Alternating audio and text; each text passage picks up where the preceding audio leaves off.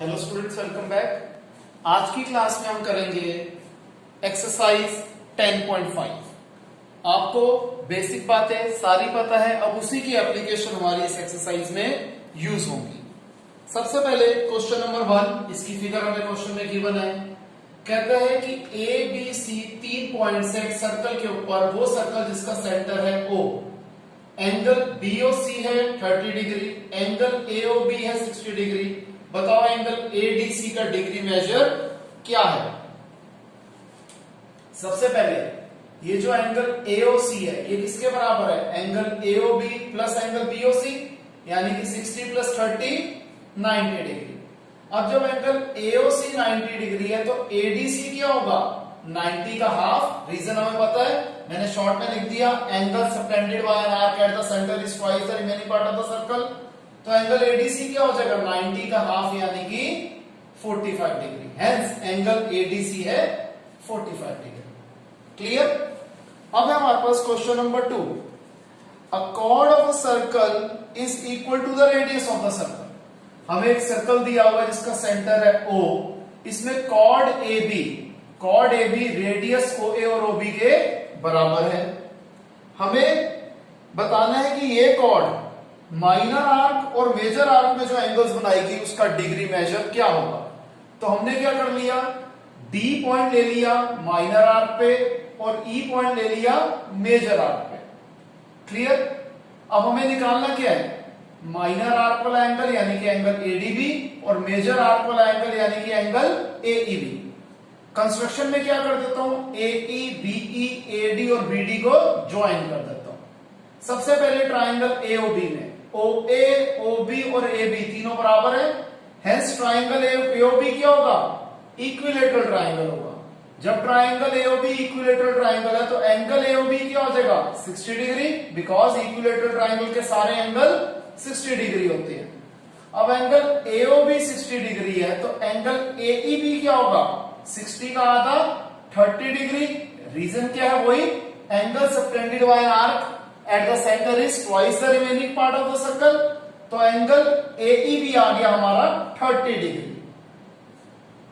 अब angle AEB plus angle ADB, इन दोनों एंगल का सम 180 डिग्री है। क्यों? Sum of opposite angle of a cyclic quadrilateral is 180 degree. ये एंगल 30 है तो 180 में से 30 गया, कितना आ गया? 150। हेंस एंगल ADB है 150 डिग्री। दिस इंप्लाइज जो मेजर आर्क था उसमें एंगल बन रहा है 30 डिग्री और माइनर आर्क में एंगल बन रहा है 150 डिग्री। क्लियर है स्टूडेंट्स? इसे कॉपी कीजिए।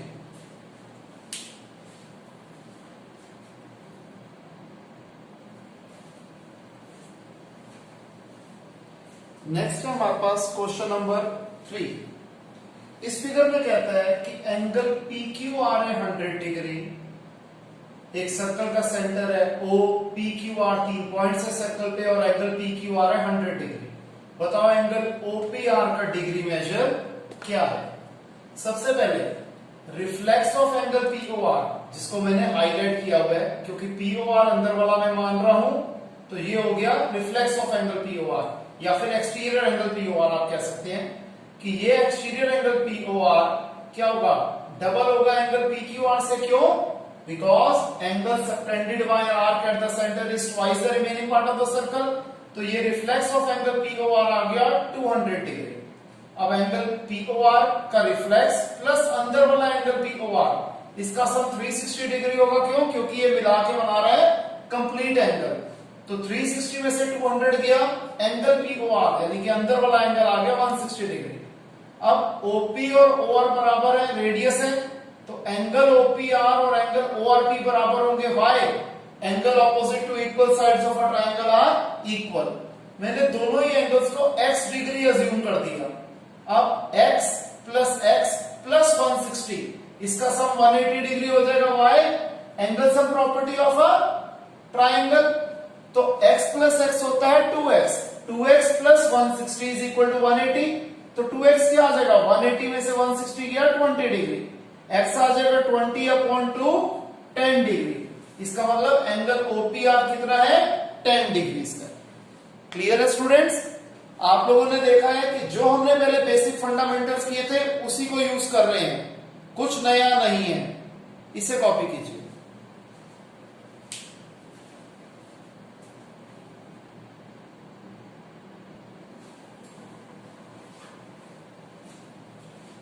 नेक्स्ट है हमारे पास क्वेश्चन नंबर 4।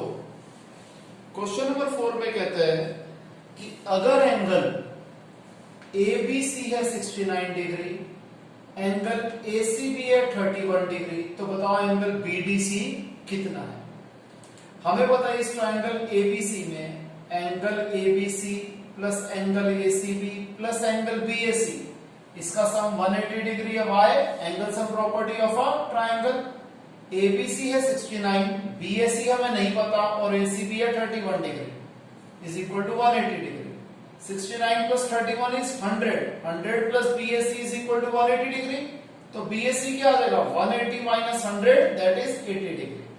एंगल BAC आ गया 80 डिग्री। अब एंगल BAC 80 डिग्री है तो एंगल BDC भी 80 डिग्री होगा। क्यों? Angle inscribed by the same segment are equal.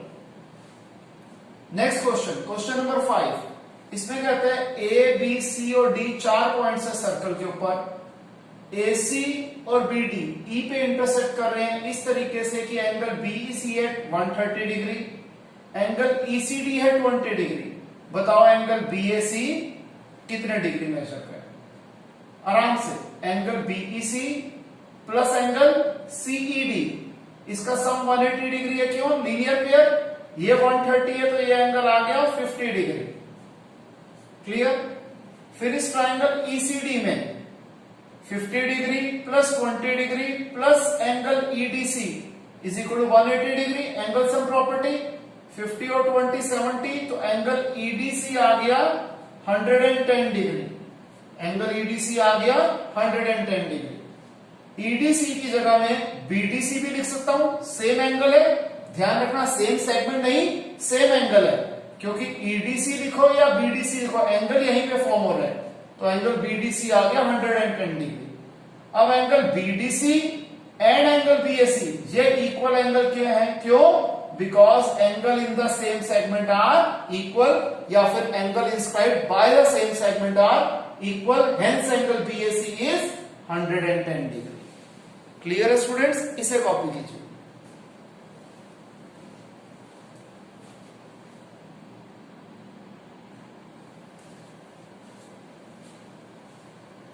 Next है हमारे पास क्वेश्चन नंबर 6।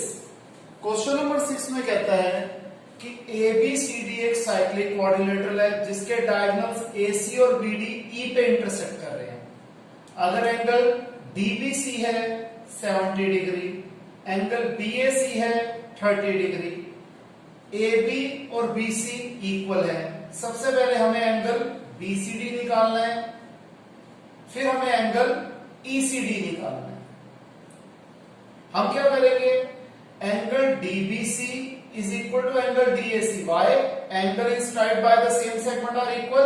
तो अगर एंगल DBC 70 है तो एंगल DAC भी 70 डिग्री आ जाएगा। अब एंगल DAB किसके बराबर होगा? Angle DAC plus angle BAC, तो 70 प्लस 30 पूरा एंगल हो गया 100 डिग्री का। एंगल DAB आ गया 100 degree.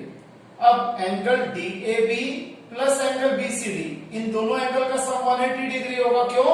Some of opposite angle of a cyclic quadrilateral is 180 degree. ये पूरा एंगल है 100 डिग्री, तो ये पूरा एंगल हो जाएगा 80 डिग्री। तो एंगल BCD आ गया 80 डिग्री।